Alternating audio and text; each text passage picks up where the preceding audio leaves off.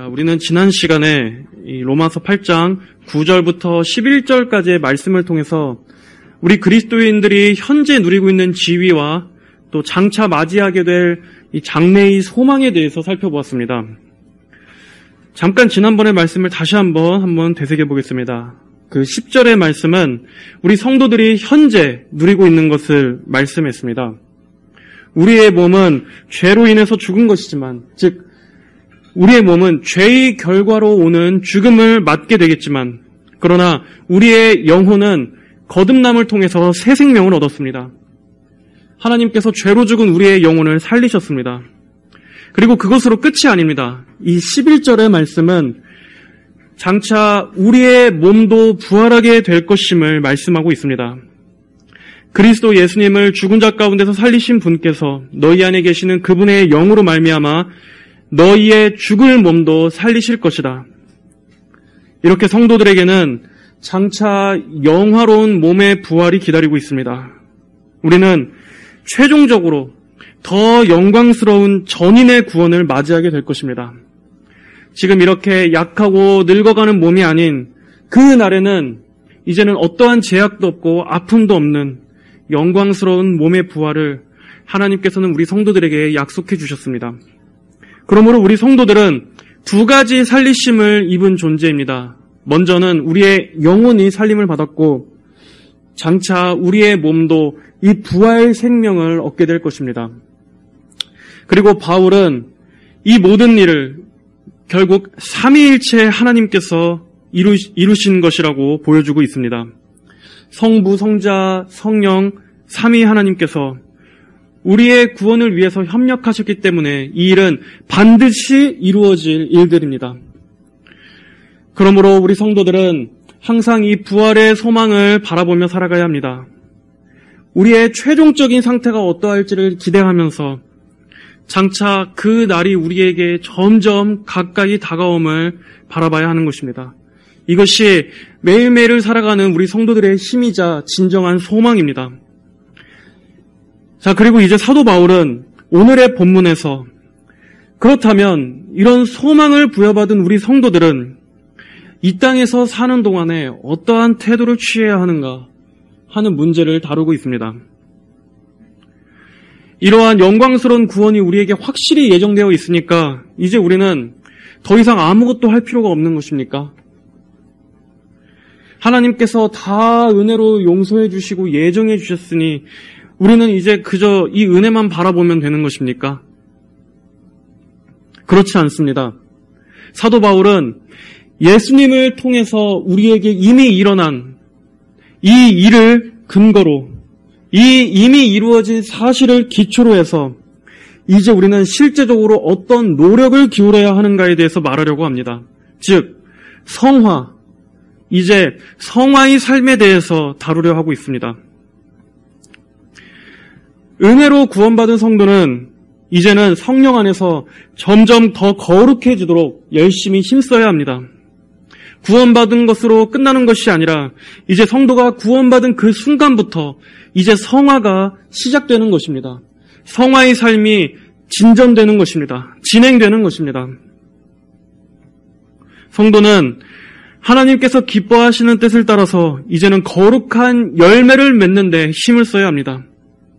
우리의 삶도 또 우리의 성품도 우리의 인격과 생각과 가치관과 모든 취향이 있어서 이제는 성화, 거룩하게 변화되어져 가야 한다는 것입니다. 그러므로 성도는 절대로 그 자리에 가만히 있는 존재가 아닙니다.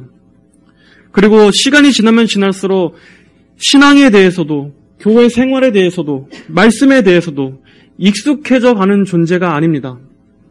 오히려 시간이 지날수록 그 믿음이 쇠어져 가고 주님에 대한 사랑이 식어져 가는 것은 성경에서 볼 수 없는 모습입니다.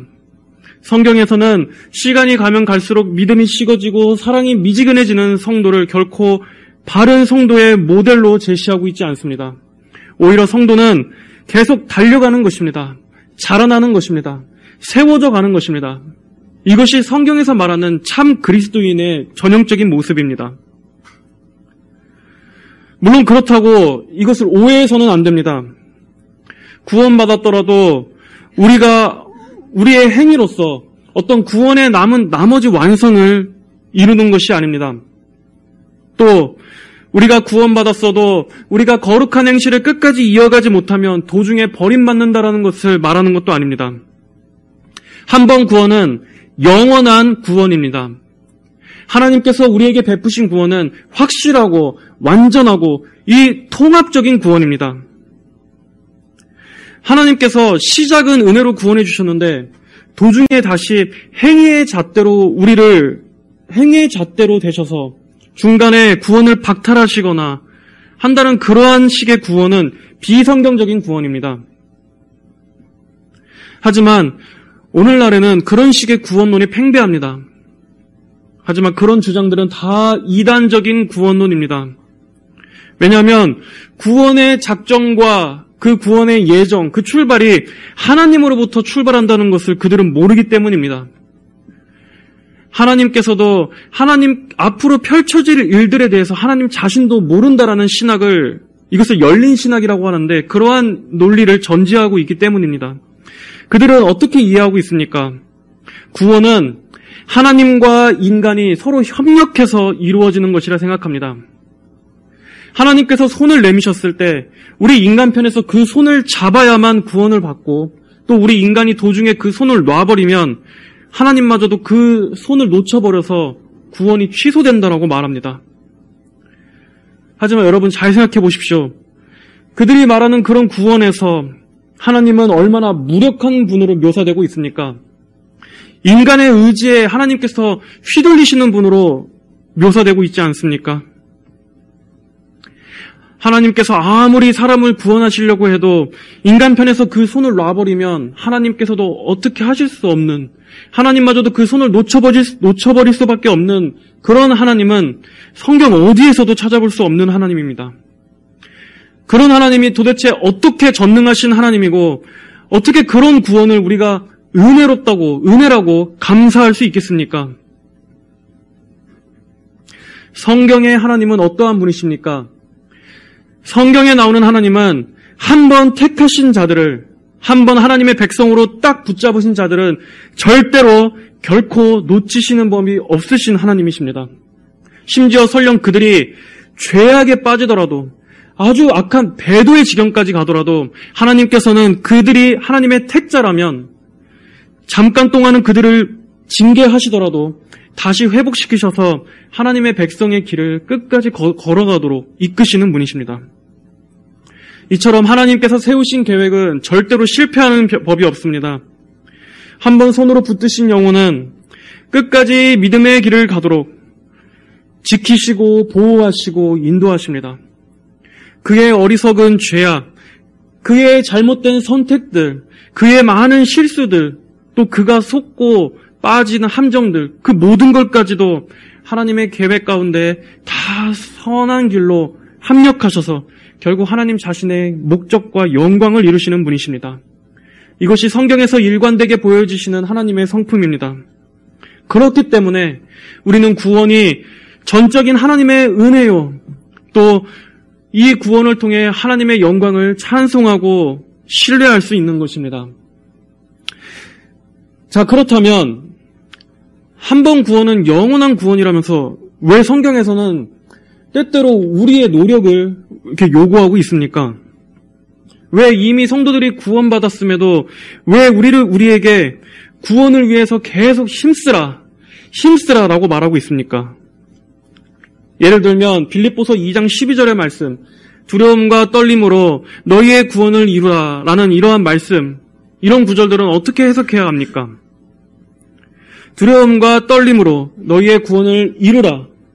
마치 이 말씀은 구원의 완성이 우리의 의지에게 달려있는 것처럼 읽히는데 이 말씀은 어떻게 조화롭게 해석해야 합니까? 먼저 이 말씀은 구원을 이루기 위해서는 행위로 완전해져야 한다 하고 주시는 말씀이 아닙니다. 이 말씀은 칭의의 측면에서 하시는 말씀이 아니라 성화의 측면에서 하시는 말씀입니다. 즉 구원받은 성도는 장차 우리의 영혼과 몸이 완전하게 구원받게 될 그 날이 확실히 오겠지만, 그렇다고 아니라고 나태하게 살아가서는 안 됩니다. 너희의 구원을 두려움과 떨림으로 너희의 구원을 이루라. 즉 영적 경각심을 가지고 힘써 거룩을 위해 살아라. 죄와 부단히 싸우고 전진하라 라는 뜻인 말씀입니다. 왜 이래야 합니까? 구원이 취소되기 때문이 아닙니다. 구원이 취소되기 때문에 노력하라는 말이 아닙니다. 오히려 성도가 열심을 내야 하는 동기는 무엇입니까? 열심을 내지 않으면 멸망하기 때문입니까? 도중에 지옥에 가기 때문입니까? 구원이 박탈당하기 때문입니까? 성도가 열심을 내야 하는 그 동기는 무엇입니까? 바로 하나님에 대한 사랑과 하나님의 영광 때문입니다. 이것이 우리 모든 성도들이 열심히 살아야 하는 이유입니다. 지옥에 갈까 봐서가 아닙니다. 지옥 갈까 봐 무서워서가 아닙니다. 버림받을까 봐도 아닙니다. 하나님을 기쁘시게 하고 하나님을 사랑하기 때문에, 그 은혜가 너무나 감사하기 때문에 이것이 성도가 열심을 내는 동기가 되는 것입니다. 그러므로 우리 성도들은 더 이상 율법의 정죄 때문에 성화를 이루는 것이 아닙니다. 우리는 이미 율법의 정죄에서 해방된 존재입니다. 우리는 율법을 위해서 일하는 자들이 아닙니다.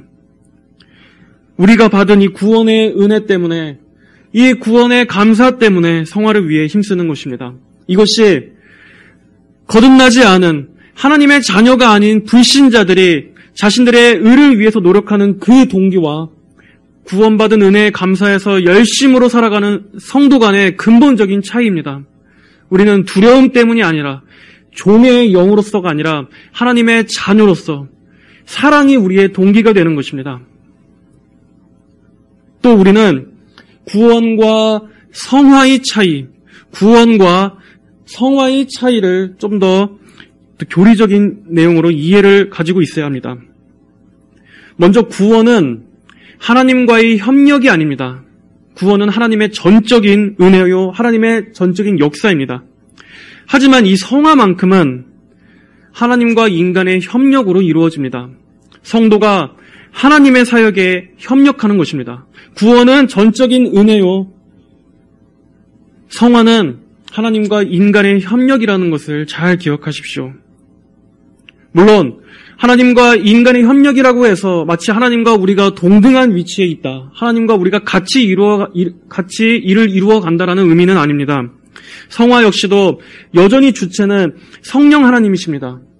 이 점을 잊어서는 안 됩니다. 그러나 성화는 하나님의 사역에 우리 인간이 협력하는 식으로 이루어져 갑니다. 어떤 식으로입니까? 우리 성도들이 적극적으로 의를 위해서 살고 우리가 힘써 기도하고 영적인 싸움을 통해서 성화에 힘써 나가는 식으로 이루어져 갑니다. 우리는 우리를 대적하여 싸우는 원수 마귀들과 싸우기 위해서 부단히 우리 자신을 깨어있도록 의지를 바라여 노력도 해야 합니다.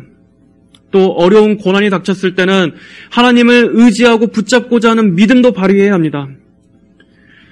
우리는 또한 말씀에 기록된 여러 가지 경고와 훈계의 말씀들을 살펴보면서 이 땅의 수많은 유혹과 죄와의 싸움을 계속하고 또 우리 곳곳에 이렇게 넘쳐있는 함정들도 피해야 합니다. 그리고 하나님께서 주신 은혜의 방편들, 이런 예배와 또 말씀 읽기와 또 기도, 그리고 성례들, 어떤 성찬과 세례들, 이러한 거룩한 성례들을 통해서 계속해서 하나님을 알아가고 하나님을 배워가고 하나님에 대한 믿음으로 돌이키고 하면서 자라나도록 힘써야 합니다. 이런 식으로 하나님의 사역에 우리 성도들이 참여하는 것입니다.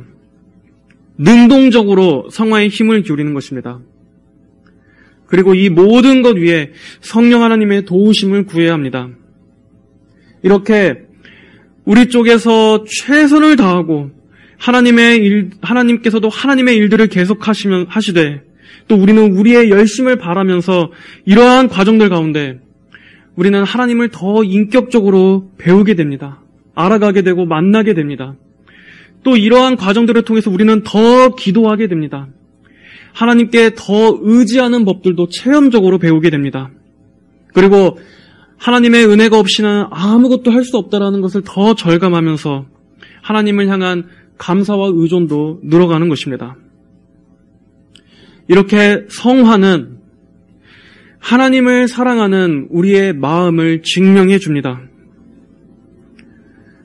성화는 구원의 요건은 아니지만 구원의 결과입니다. 은혜 받은 자의 결과입니다. 그렇기 때문에 우리가 성화가 되지 않는다면 우리는 이 문제를 한번 심각하게 생각해야 합니다. 신앙생활을 오래 했음에도 그다지 내가 크게 자라나지 않고 있다면 우리는 자신의 성화에 대해서 하나님 앞에 다시 한번 좀 점검하고 생각하고 기도해 볼 필요가 있습니다. 성화는 구원받기 위해서가 아니라 구원받은 성도라면 마땅히 나와야 하는, 그리고 자라나야만 하는, 점점 불어나야만 하는 확연한 열매이기 때문입니다. 자, 이제 사도 바울은 오늘의 12절에서 이렇게 시작합니다. 그러므로 형제들아, 우리는 육체를 따라 살도록 육체에게 빚을 진 자가 아니다. 자, 바울은 여기서 시작을 이 그러므로라고 시작하면서 우리가 지난번에 살펴봤던 이 10절, 11절의 말씀의 내용과 이어지는 것임을 말하고 있습니다. 너희에게 이렇게 10절, 11절의 일들과 같은 이러한 일들이 일어났으므로, 그러므로 이제는 너희에게 일어난 이 일들을 근거로 해서 너희가 어떠한 신분이 된 것을 기억해야 한다라는 것입니다. 우리는 어떤 존재라고 말합니까? 우리에게 어떤 일들이 일어났습니까? 우리는 죄의 통치에서 벗어나 은혜의 통치로 넘겨졌습니다. 또 성령님을 통해 우리 안에는 새로운 본성이 심겨진 자들입니다. 그리고 또 하나님께서는 여러분의 그 속사람을 변화시켜 주셨습니다. 아무도 바꿀 수 없는 그 속사람을 하나님께서는 변화시켜 주셨습니다. 그리고 우리에게는 이 부활의 소망이 주어졌습니다. 그렇기 때문에 이제 성도는, 그리스도인은 이전과는 확실히 다른 사람이 되었습니다. 이전과는 확실히 다른 생각, 다른 소망을 가지고 살아가는 사람이 된 것입니다. 질적으로 완전히 다른 사람이 되었다는 것입니다. 바울은 먼저 이것을 말하고 있습니다. 바울은 항상 그의 서신서, 그의 모든 메시지들을 항상 이런 식으로 말합니다. 너희가 무엇을 해야 한다 라고 말하기 이전에, 이런 행위를 강조하기 이전에 먼저 너희에게 무슨 일이 일어났는가, 하나님께서 너희에게 어떻게 역사하셨는가, 그것을 먼저 바라보게 하는 것입니다. 세상에서는 어떤 사람을 개선시키거나 변화시킬 때 어떠한 행동을 요구합니다. 어떠한 마음의 변화를 우리가 갖추어라, 작은 습관부터 고쳐라, 마인드를 바꿔라, 어떠한 행동을 실천하라. 이것이 이 세상에서 사람의 변화나 개선을 요구하는 방식입니다. 하지만 성경은 그런 식으로 사람을 변화시키지 않습니다. 사람의 변화와 개조가 그런 식으로는 절대 불가능하다라고 말합니다. 오히려 성경은 이렇게 말합니다. 너희에게 무슨 일이 일어났는가? 하나님께서 너희에게 어떠한 일을 행하셨는가? 이것을 바라보라고 말합니다. 바울이 항상 메시지를 전개하는 방식도 그렇습니다. 그리고 이것이 성경의 방식이기도 합니다. 그저 우리들더러 무작정 죄와 싸우라, 무작정 성화에 힘쓰라 라고 말하지 않습니다. 그 전에 먼저 무엇을 말합니까? 우리는 무엇을 먼저 알아야 합니까? 과거와 지금 현재를 비교해보고 너희에게 어떠한 변화와 어떠한 소망이 일어났는가를 먼저 생각하라. 하나님께서 너희를 대신하여 어떠한 일을 행하셨고 그로 인해 너희가 이제 어떠한 신분으로 변화된 것을 바라보라. 그리고 그 다음에 그에 합당한 행위를 하라. 라는 순서로 나아가는 것입니다. 그러므로 형제들아, 우리는 육체를 따라 살도록 육체에게 빚을 진 자가 아니다. 육체에게 빚진 자. 우리는 과거에 마치 채무자들에게 쫓기는 빚쟁이처럼 우리는 육체에 매여 살아갈 수밖에 없는 죄인의 상태였습니다. 우리는 육체에 순종할 수밖에 없고 육체에 충성할 수밖에 없었던 존재입니다. 이것이 죄와 우리의 관계였습니다. 우리는 죄와 육체에 대해서 채무자였습니다. 항상 그 영향을 벗어날 수 없고 항상 그 영향으로 인해서 짓눌려 있던 자였습니다. 그리고 우리는 하나님께 대하여도 빚진 자였습니다. 죽음과 심판이라는 빚입니다. 죄의 값이라는 빚을 지고 있었습니다. 그러나 이제 예수님께서는 우리의 이 죄의 빚을 대신 청산해 주셨습니다. 예수님께서 우리의 행위와 공로가 아니라 그분 자신을 내어주심으로 우리에게 요구되는 모든 빚을 그분 안에서 깨끗하게 청산해 주셨습니다. 그래서 우리는 아무것도 우리가 한 것이 없음에도 그 죄와 육체에 대해서 이제 더 이상 아무 관계가 없는 존재가 되었습니다. 매여 있지 않을 수 있습니다. 완전한 자유인의 신분이 된 것입니다. 그리고 대신 이제는 은혜의 빚을 졌습니다. 우리는 죄와 육체를 위해서 충성하지 않고 이제는 은혜에 충성하여 살아야 할 의무가 생긴 것입니다. 이것이 성도의 신분에 일어난 변화요, 우리가 성화를 이루어 나가야 할 근본적인 이유입니다. 은혜의 빚을 졌기 때문입니다. 그러므로 우리는 육체를 따라 살아가지 않도록 육체에게 빚을 진 자가 아니다라고 말하는 이 말씀은 성화의 싸움을 하는 데 있어서 먼저 우리 자신이 어떠한 존재인가를 자각하는 것이, 우리가 어떠한 존재인가를 자각하는 것이 이 첫 번째인 것을 말씀해 줍니다. 여기서부터 출발해야 합니다. 여러분, 우리는 자주 죄에 넘어집니다. 너무나 자주 죄에 굴복합니다. 이렇게 하나님의 말씀을 전하는 저 자신마저도 강단에서 내려오면 한 주간의 삶 동안에 수없이 많이 넘어집니다. 우리는 너무나 자주 넘어집니다. 하지만 그럴 때도 우리는 믿음으로 선포해야 합니다. 어떻게 선포해야 합니까? 죄야, 육체야, 이제 너는 나에게 계속해서 매여 있으라고 요구할 권한이 없다. 죄는 내가 저항할 수 없는 어떤 강한 세력이 아니다. 너는 이미 나하고는 끝나버린 관계다. 더 이상 죄를 위한 도구로 나를 내어줄 수 없다. 우리는 이렇게 끊임없이 우리 자신에게 각인시켜야 합니다. 우리 자신에게 설교해야 합니다. 이것이 죄의 빚에서 벗어난 성도가 가져야 하는 생각입니다. 죄의 빚에서 벗어나기 위해서가 아닙니다. 우리는 벗어났습니다. 이미 현재 일어난 일입니다. 그러므로 우리는 우리의 생각을 바르게 탑재해야 합니다. 우리의 생각부터 바르게 가져야 합니다. 우리 성도가 어떠한 신분인지를 자각해야 합니다. 이러한 믿음은 이 성화의 싸움이 나 자신에게 달린 것이 아님을, 나에게 달린 것이 아님을 깨닫게 해줍니다. 내 안에서 끌어올린 힘은 반드시 지고 맙니다. 우리는 결코 죄를 이길 수 없습니다. 만약 내가 내 힘으로 죄를 이기려 한다면 나는 죄를 지을 때마다 아마 수없이 패배감을 맛보게 될 것입니다. 수없이 좌절하게 될 것입니다.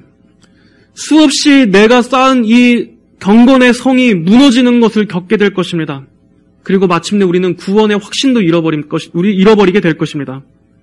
그러나 여러분, 예수님께서 이루신 그 일에 기초를 두십시오. 여러분이 쌓아 올리는 것이 아니라 이미 쌓아 놓으신 그 일에 여러분의 기초를 거기에 두십시오. 그렇다면 비록 넘어져도 우리는 절망하지 않을 수 있습니다. 오히려 우리의 넘어짐이 그리스도의 은혜에 대한 더 감사로 이어질 것입니다. 내가 할 수 없는 그 거룩을 예수님께서 다 이루셨다는 그것을 바라볼 때마다 우리는 더 소망을 가질 수 있을 것입니다.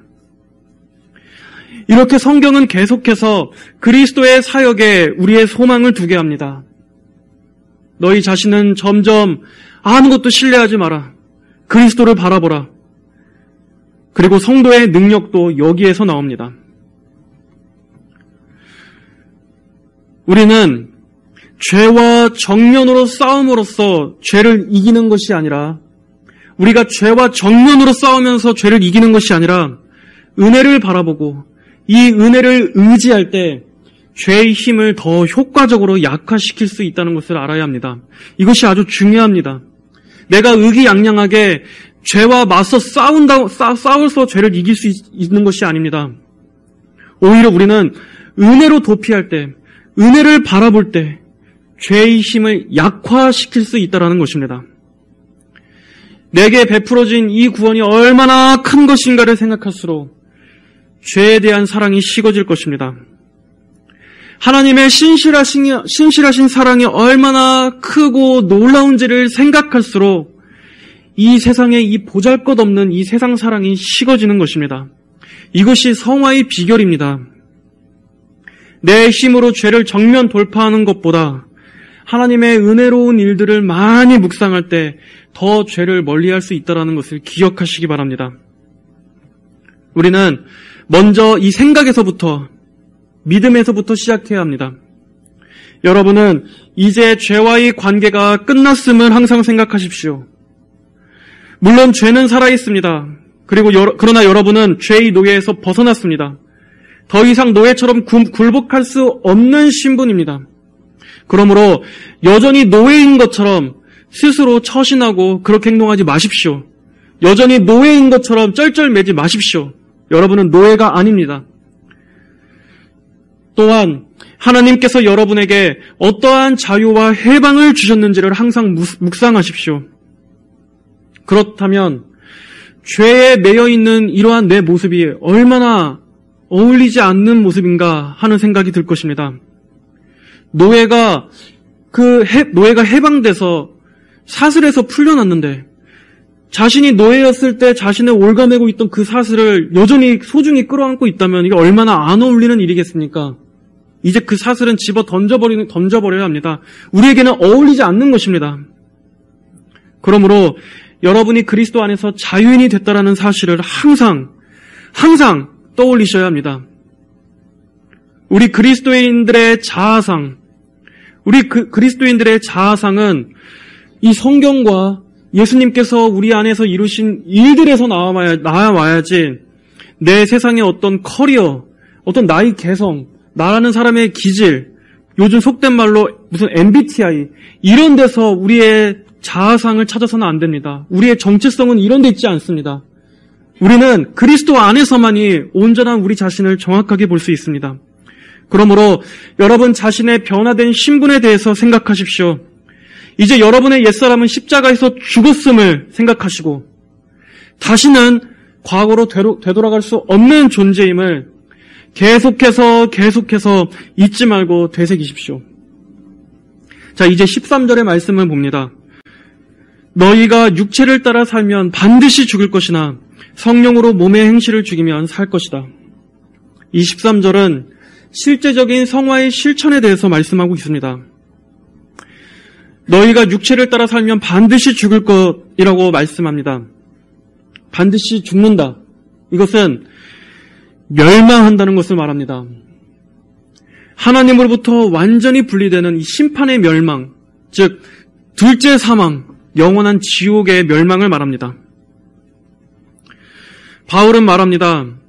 만약 너희가 여전히 옛사람, 옛 사고방식, 옛 신분 아래 그대로 머물러 있다면 반드시 멸망할 것이지만 이제 너희는 새로워졌다. 그러므로 이제 성령으로 몸의 행실을 죽여라. 그러면 살 것이다. 이 성령으로 몸의 행실을 죽이라는 말씀을 통해서 우리는 성화란 정말 실제적으로 죄와의 싸움을 해나가는 이 적극적이고 능동적인 행위라는 것을 알게 됩니다. 죽이라고 말하고 있습니다. 성화는 전투입니다. 성화는 전쟁입니다. 그리고 평생에 걸쳐서 계속되어야 하는 싸움입니다. 그러므로 그리스도인들은 항상 긴장하고 있어야 합니다. 근데 이 긴장은 우리에게 스트레스를 주는 긴장이 아니라 하나님의 영광을 위한 그 사랑에서 나온 거룩한 긴장, 경각심입니다. 전장에서 이 성화를 위해서 힘쓰지 않고 우리가 이렇게 안주하고 있고 그 자리에 머물러 있는 것은 결코 성도하고 어울리지 않습니다. 우리는 평생에 걸쳐서 점진적으로 계속 성화를 이루어 나아가야 합니다. 어떤 특정한 때만이 아니라 항상 죄와 싸우는 이 전투의 자세로 능동적으로 성화를 이루어 가야 합니다. 또한 성령으로 몸의 행실을 죽이라 하는 말씀은 우리의 인간적인 정신력이 아니라 성령님의 도우심을 의지하라는 말씀입니다. 하나님께서 주신 우리의 변화된 신분을 생각하고 또 이 말씀을 의지하면서 믿음으로 싸우라. 성령께서 하신 일들을 바라보고 의지하라. 기도와 말씀에 전심전력하면서 이 성도 안에 내주하시는 성령님과 동역하는 것입니다. 성경은 절대로 나약하고 무능력한 그러한 모습을 그리스도인의 모습으로 묘사하고 있지 않습니다. 베드로전서 2장 10절에서는 이렇게 말씀합니다.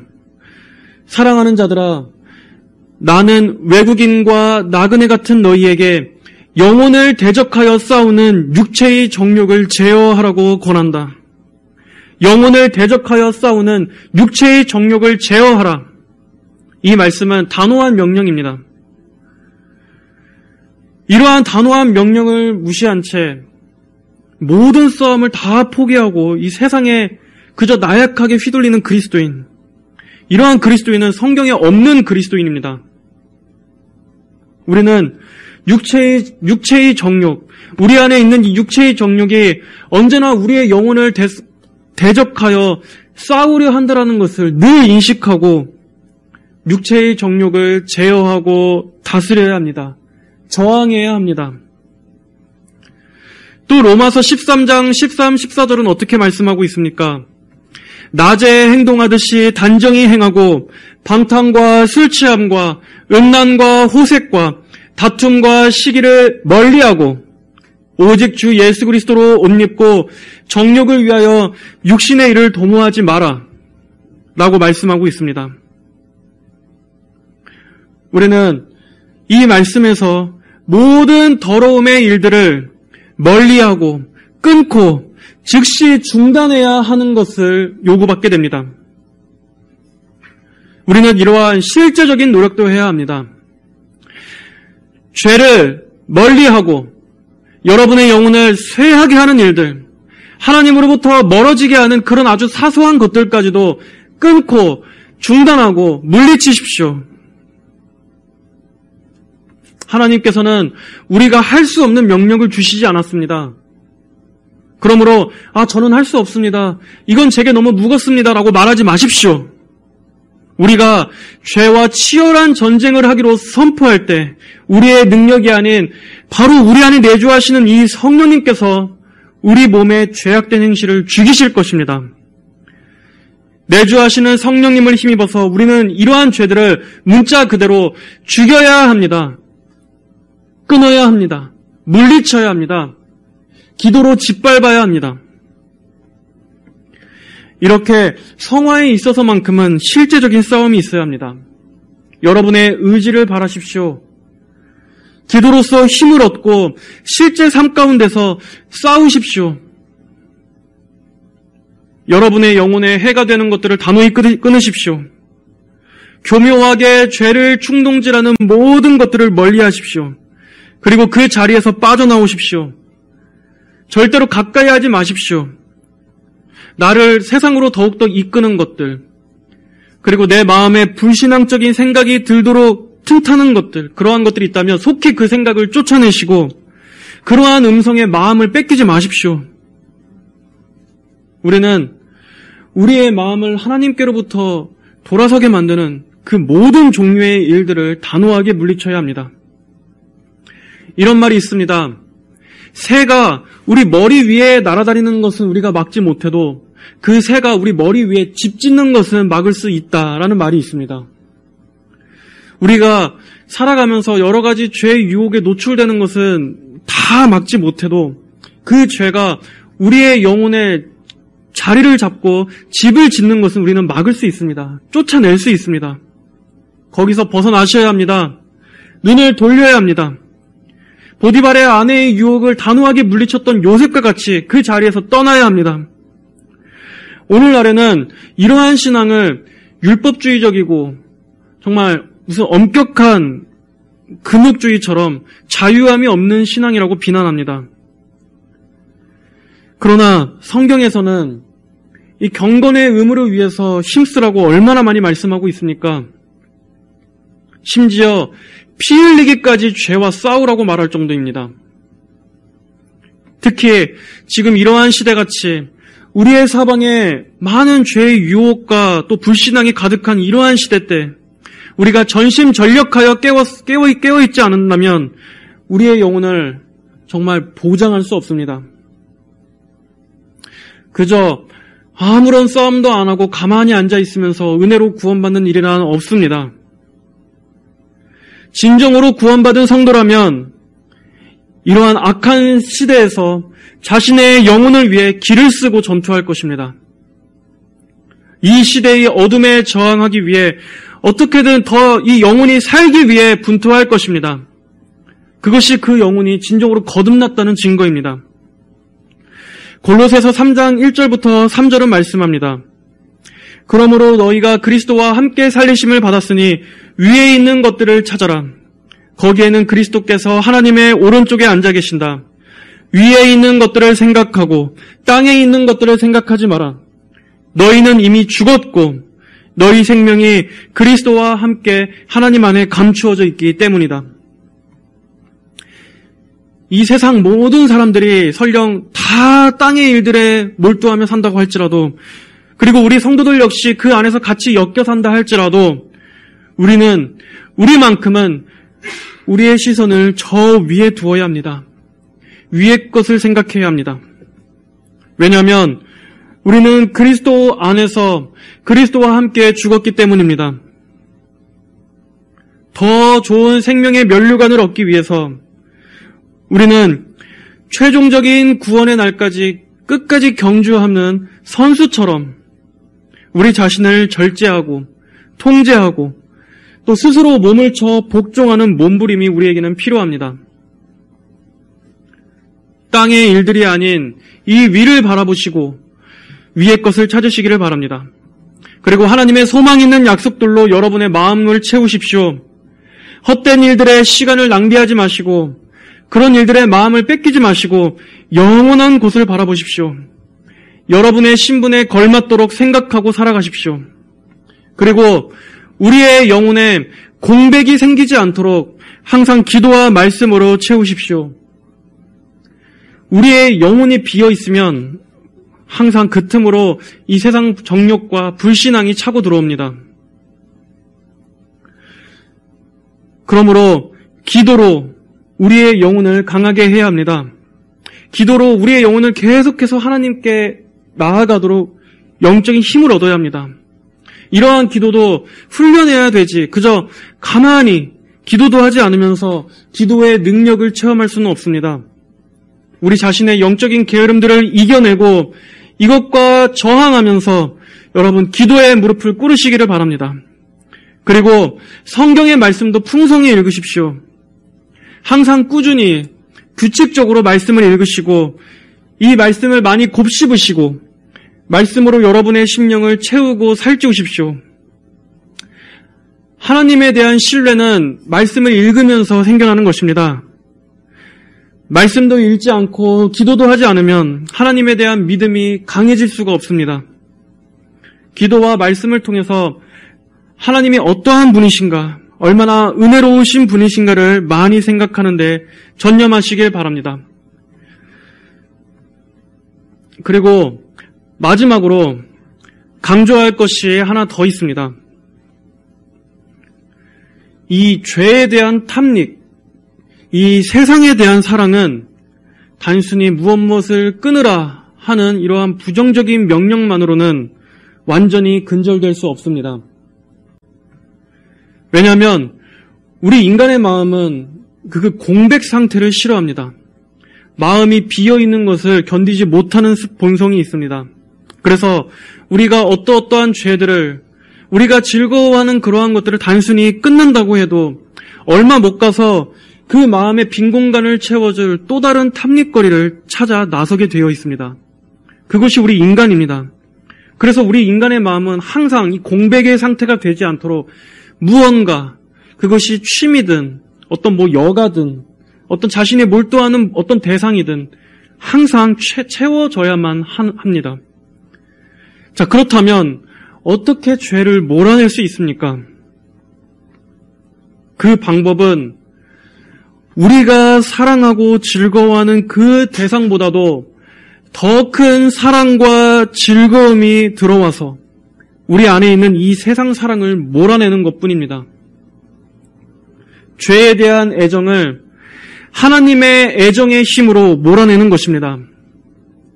죄를 탐닉하고 죄를 즐거워하고 죄에 몰두하고 있는 이 마음이 하나님을 향한 사랑과 즐거움과 하나님을 향한 몰두의 그 힘으로 인해서 이 죄에 대한 애정이 몰아내지는 것입니다. 성령을 통해서 하나님의 강력한 사랑이 여러분의 영혼에 쏟아 부어져서 채워져야만 죄에 대한 애정이 몰아내집니다. 그러므로 여러분, 성도 여러분, 하나님을 여러분의 즐거움으로 삼으십시오. 하나님 안에서 가장 큰 매력을 발견하시고 하나님 안에서 가장 큰 사랑스러움을 발견하시고 하나님과의 교제에서 가장 큰 즐거움을 누리게 되시기를 바랍니다. 그 하나님을 향한 애정이 여러분에게 가장 큰 애정이 될 때 우리 마음속에 있는 수많은 자잘한 우상들, 우리의 탐닉 대상들, 이러한 것들은 자연스럽게 몰아내질 것입니다. 하나님을 즐거워할 때 다른 즐거움은 시시해질 것입니다. 그리고 여러분이 그 하나님 안에서 만족할 때 여러분을 괴롭히던 그 죄의 힘은 점점 죽을 것입니다. 하나님의 그 거룩함 안에 많이 오랜 시간 머물수록 우리 안에 있는 정욕적인 생각은 많이 줄어들고 약해질 것입니다. 자, 마지막으로 고린도전서 9장 24절의 말씀을 읽고 말씀을 마치겠습니다. 고린도전서 9장 24절. 경기장에서 달리기 하는 자들이 모두 달리지만 상을 받는 자는 오직 하나뿐이라는 것을 너희가 알지 못하느냐?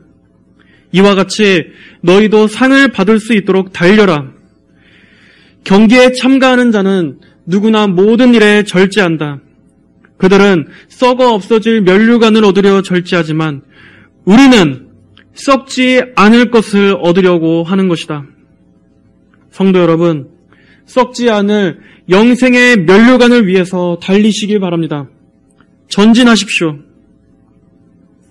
우리 성도들에게는 하나님께서 가장 중요하기 때문에 하나님을 위해서 우리 자신을 부인할 수 있습니다. 하나님을 위해서 죄와 싸울 수 있습니다.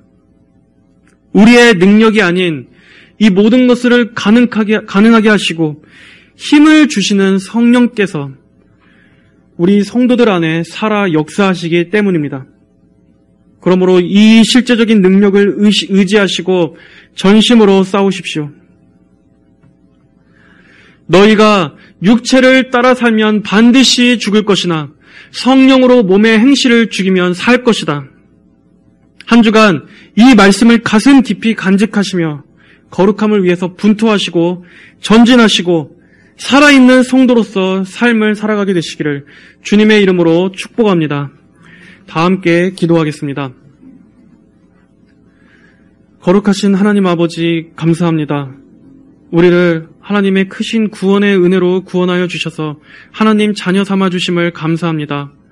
하나님께서 이토록 놀라운 구원을 베풀어 주셨다면 이제 저희는 은혜의 빚진 자요 하나님을 위해서 살아갈 자들로 믿습니다. 아버지, 그러나 이 거룩을 위해서 저희에게 요구된 수많은 명령과 의무들이 있습니다.